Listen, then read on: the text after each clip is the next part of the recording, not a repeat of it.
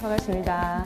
네, 저는 미국식 영장문 수업이라고 하는 그 책을 써서 조금 유명해진 아주 조금 유명해진 사람이고, 그리고 혹자는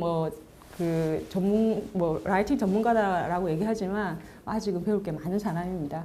그래서 여러분들하고 함께 공부하면서 많은 걸 함께 배웠으면 하는 그런 생각을 가지고 있습니다. 그리고 다양한 분들이 이 자리에 오셨겠지만 지금 이 강의 제목이 글쓰기와 말하기를 위한 영어 어휘 수업이잖아요. 그죠? 그래서 아마도 글쓰기와 말하기에 대한 어떤 결핍이 있으신 분들이 관심을 가지지 않으셨을까라는 생각을 좀 해봤어요. 예. 그래서 그럼 왜 이게 이 강의에 대해서 약간 소개를 해드리면, 왜 여기서 이제 글쓰기와 말하기에 대한 얘기가 나오냐면은 여러분들이 듣고 읽는 데는 아무런 문제가 없어요. 근데 말을 하고 쓰려고 보면은 뭔가가 내 문장이 조금 약간 단순하고 좀 초딩 수준이고 좀 뭔가 문제가 있지 않나? 왜 계속 반복된 패턴이 눈에 내 글에 보이지? 라고 하는 어떤 갈증이 있으셨을 거예요. 그래서 그거를 갖다가 해결을 하기 위해서 딱 줌인을 해서 봤더니 해결할 수 있는 방법이 보여요. 그게 뭐냐면 이 한국어하고 영어는 구조가 달라요. 구조도 다르고 어휘의 속성도 달라요. 그런데 그걸 무시하고 그냥 문장의 단어만 영어로 바꿔서 나는 영어를 한다라고 얘기를 하고 있거든요. 그렇게 써버리면 영어도 아니고 한국어도 아닌 콩글리시, 우리가 소위 얘기하는 그 구조로밖에 만들어질 수가 없는 거죠. 그래서 그럼 어떻게 이 갭을 좁힐 수 있느냐라고 봤더니 크게 두 가지가 문제가 돼요. 한국어하고 영어는 달라요. 첫 번째 다른 점은 뭐냐면 바로 구조가 달라요. 이건 우리가 수업 시간에 다루진 않을 거예요. 구조, 즉 문장의 구조가, 그리고 패턴이 달라요. 그걸 첫 번째로 발견했고요. 두 번째로 발견한 게 뭐냐면 단어의 속성이 달라요. 그러니까 그 문장의 그 가장 기본적인 요소가 단어거든요. 근데 그 단어가 가지고 있는 속성이 다르다라는 건 엄청나게 중요한 차이예요. 그래서 이 시간에는 그럼 한국어와 영어의 단어의 속성의 차이가 뭔지에 대해서 보고, 그리고 그 차이를 넘어갈 수 있는 방법으로 어휘 공부를 해보자 라고 하는 취지라고 말씀을 드릴 수가 있어요. 오케이? 그래서 여기 보시면 오리엔테이션 그 자료라고 되어 있고, 여기에 그 단어와 관련해서 어떤 차이가 있는지를 제가 3개의 꼭지로 나누어서 설명을 해놨어요. 그래서 보시면 이 한국어와 영어 단어의 속성의 첫 번째 차이는 뭐냐면 품사의 문제예요. 한국어 단어는 품사가 하나예요. 근데 영어는 단어의 품사가 여러 개예요. 그걸 꼭 아셔야 돼요. 즉, 왜 그게 중요하냐면 여러 개의 품사, 예를 들어서 이 near이라고 하는 단어는 우리가 전치사로만 알고 있지만 부사, 형용사, 동사의 품사도 가지고 있어요. 그러니까 얘네들이 그냥 단순히 전치사로만 쓰인다라고 기억을 하게 되면 어떤 일이 벌어지냐면 전치사로밖에는 글을 쓰지 못하는 상황이 발생을 하게 되는 거죠. 근데 내가 만약에 이걸 전치사가 아니라 부사나 형용사나 아니면 전치사, 그 동사의 품사를 가지고 있다고 하면 문장의 형태가 다양하게 바뀌겠죠. 즉, 다시 말해서 수술 날짜가 다가오자 그는 일에 집중할 수 없었다라고 할 때 as the date of his operation neared 라고 해서 동사로 쓸 수 있어야 되고요.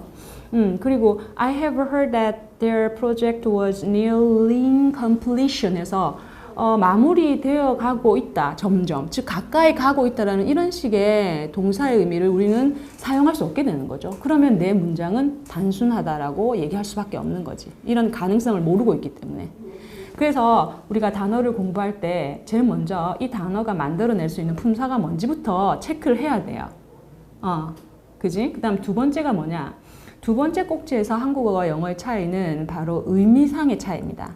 한국어는 되게 포괄적이고 영어는 되게 구체적입니다. 만약에 그 반대였으면 우리는 영어 공부를 하기 훨씬 쉬웠을 거예요. 근데 현실은 불행히도 그렇지 않거든요.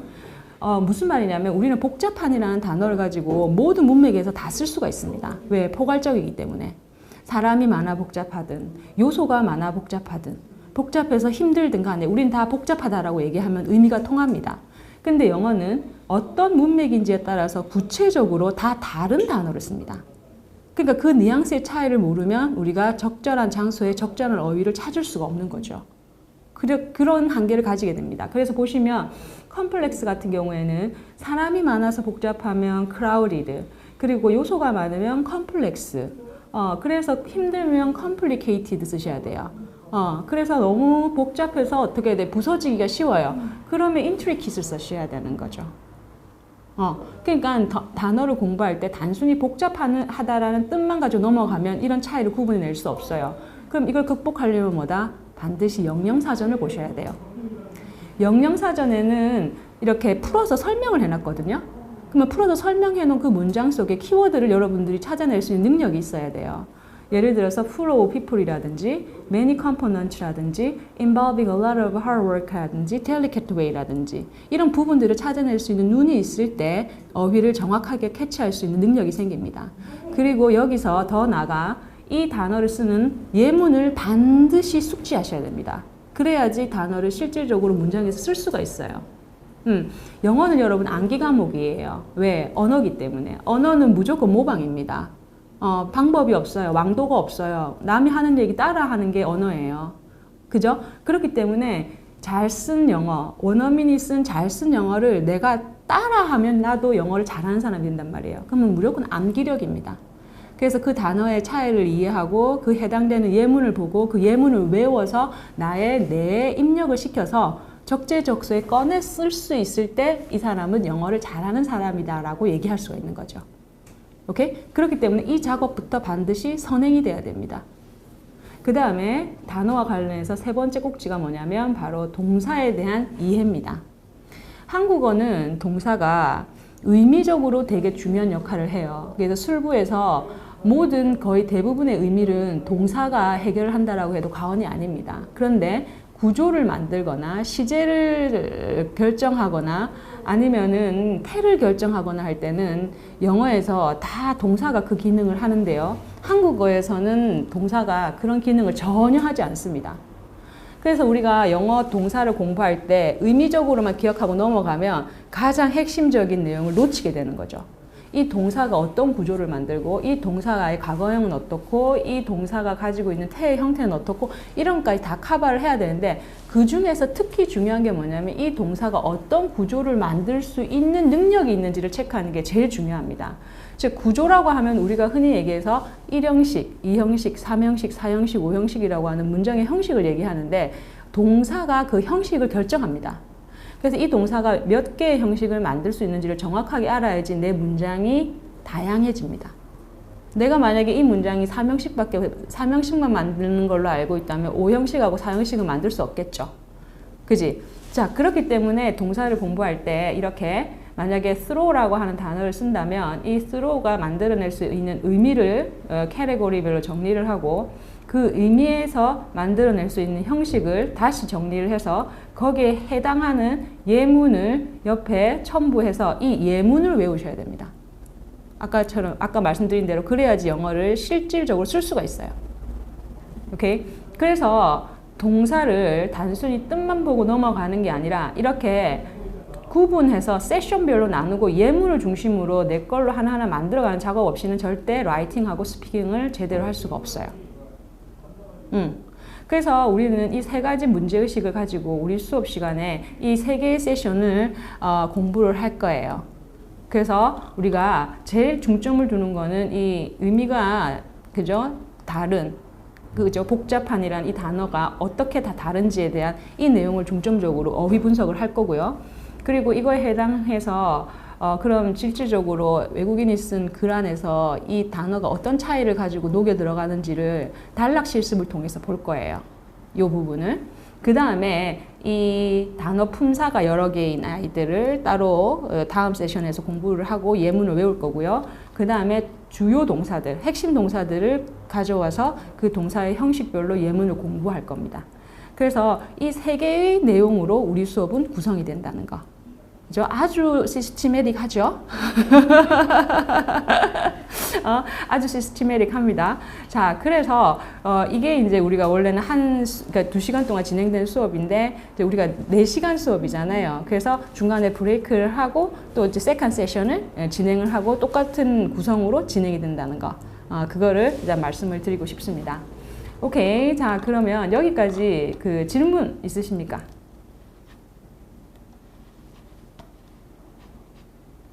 없나요? 오케이. 질문 없습니다.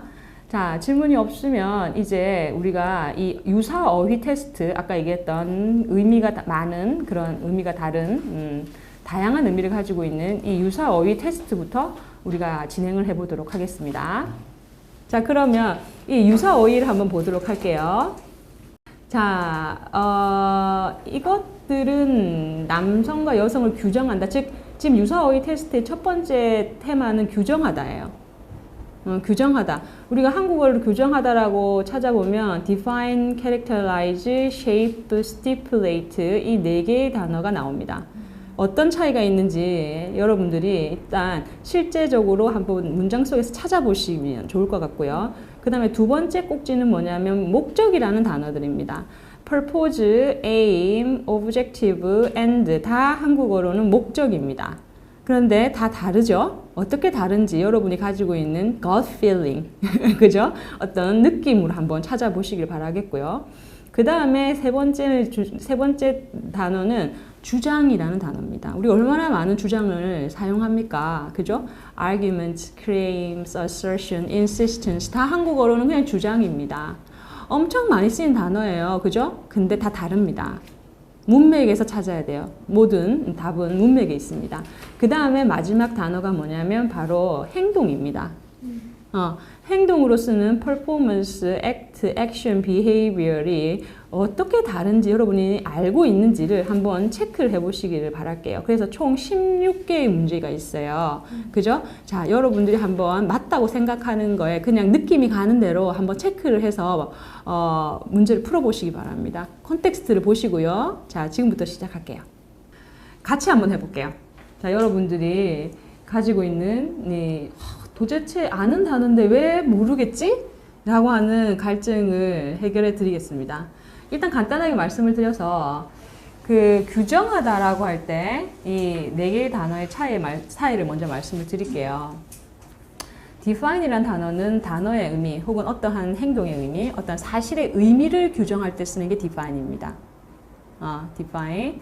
그리고 characterize는 어떤 특징, 구별할 수 있는 특징을 규정할 때 그때 characterize라는 것을 규정하다라고 쓸 수 있고요. 그 다음에 shape은 내용이나 구성을 규정할 때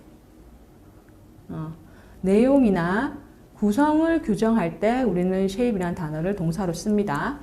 그 다음에 stipulate는 법의 그죠 항목이라든지 어떠한 계약 조건의 항목이 어떠한 사실을 규정할 때 그때 우리가 stipulate라는 단어를 써요. 그죠? 자, 그러면 문장을 보면서 우리가 이 내용을 토대로 해가지고 한번 적절한 어휘를 찾아보도록 하겠는데요. 자, 이들은 these are important features입니다. 중요한 특징이에요. 그죠? 이때 우리가 특징을 features라고 쓴 걸 보면은 가장 중요하다라는 의미입니다. 그죠? 여러 개의 특징이 있지만 feature를 쓰는 경우는 얘를 돋보이게 만드는 가장 크리티컬한 특징을 얘기할 때 쓰는 게 features예요. 그러면 얘는 중요한 특징이에요. 무엇을? 남자와 여자를 규정하는 뭐예요? 즉 특징을 구별해내는 특징이니까 여기서는 characterize를 쓰는 게 맞아요. 얘는 characterize를 쓰는 게 맞습니다. 그죠? 자, 그 다음에 자, 이 법은 우리 모두가 차별로부터 자유로워야 한다고 규정한다예요. 자, 이 법이 나왔어요. 그러면 의심의 여지 없이 stipulate라는 단어를 선택을 하셔야 되고요. 그리고 모든 차별로부터 자유롭다라고 할 때 우리 모두가를 강조해 줄 때 every one of us라고 한다는 거 이것도 여러분이 아셔야 되고요. 이렇게 of us의 수식을 받을 때는 every one을 띄웠습니다. 이것도 체크해 주시고요. 그 다음에 여기서 이 법에 대한 내용에서 이 should be free of인데 should가 생략이 되죠. stipulate가 가지는 파워입니다. 그렇게 돼야 한다는 강제성을 나타내는 단어이기 때문에 뒤에 should를 생략할 수가 있어요. 그리고 무엇으로부터 자유롭다라고 할 때 free of하고 free from은 다릅니다. 한국인들은 자꾸 from을 쓰려고 하는데요. free from을 쓰는 거는 어떤 물리적인 속박으로부터 자유롭다라는 뜻으로 만약에 얘기를 한다면 free from wreckage라고 하면은 그죠? 어떤 그 자기를 감싸고 있는 그런 존폐물로부터 자유로운 거죠. 그죠? 근데 이렇게 discrimination이라든지 이런 추상적인 어떠한 것에서부터 자유롭다라고 할 때는 of를 쓰셔야 됩니다. of를. 여러분 나중에 이 문장 다 외워야 돼요. 지금부터 외우고 계세요. 아시겠죠? 다 외워야 돼요. 자, 그 다음 그 누구도 자신의 운명을 부정할 수 없다. 무엇을? 운명의 내용과 구성을 shape입니다. 이때는 shape을 쓰셔야 되는 거예요.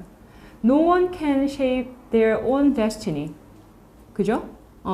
자, 그래서 여기서 shape이 동사로 쓰인다는 걸 모르는 사람도 많아요. 형태로만 알고 있죠. 그죠? 근데 shape은 동사로 어떤 구성이나 아니면 내용을 규정한다라는 의미로도 쓸 수가 있습니다. 그래서 뭐 shape her attitude에서 그의 그런 태도를 규정한다든지 이런 식으로도 쓸 수가 있어요. 오케이. 마지막으로 물질주의는 일반적으로 소비자의 물질적 소유에 중점을 두는 것으로 정의된다라는 문장에서 당연히 물질주의라는 단어를 정의하고 있기 때문에 이때는 commonly defined를 쓰는 게 맞아요. 이건 어렵지 않아요. 자, 근데 문장 구조를 좀 보셔야 될 것 같은데요. 물질주의가 소비자들이 물질적 소유에 중점을 두는 것이라고 하는 이 내용에서 중요한 게 한국인들은 보통 주어를 소비자로 얘기를 해서 문장을 구조를 만듭니다. 하지만 여기서는 중점을 두는 게 더 중요하기 때문에 이렇게 더 importance를 먼저 앞에다가 두고 뒤에 내용을 그 수식어구로 바꿔놓고 있는 구조를 가지죠. 그죠? 그래서 commonly defined materialism as the importance 이렇게 구성한다는 거죠. 그리고 나서 뒤에서 consumers place on material possession 그죠? 요 구조도 한국인들에게 낯선 구조입니다.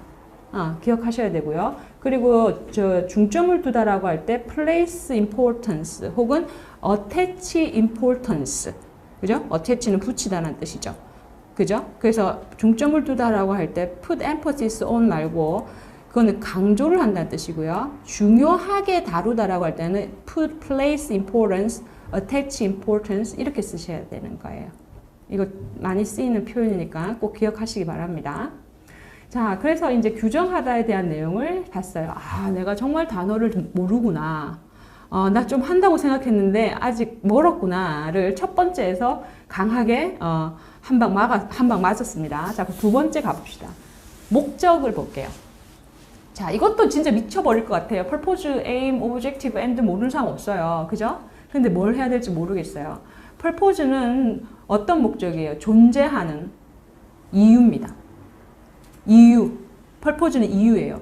그것이 존재하고 그것을 하는 이유가 purpose입니다. 이유입니다. 근데 aim은 뭐냐면 그것으로부터 얻어내려는 결과물입니다. 그것으로부터 얻어내려고 하는 결과물을 우리는 aim이라고 얘기를 하고요. 그 다음에 objective는 단기적으로 달성해야 할 아주 단편적인 목표. 그죠? 그걸 우리가 objective라고 얘기를 하고요. end는 궁극적인 목적으로서 수단과 그죠? 대꾸를 이루는 수단이라고 하는 애와 대꾸를 이루는 그러한 궁극적인 목적을 end라고 얘기를 합니다. 그죠? 이제 어느 정도 차이를 구분했어요. 그러면 한번 문맥을 통해서 답을 한번 찾아봅시다.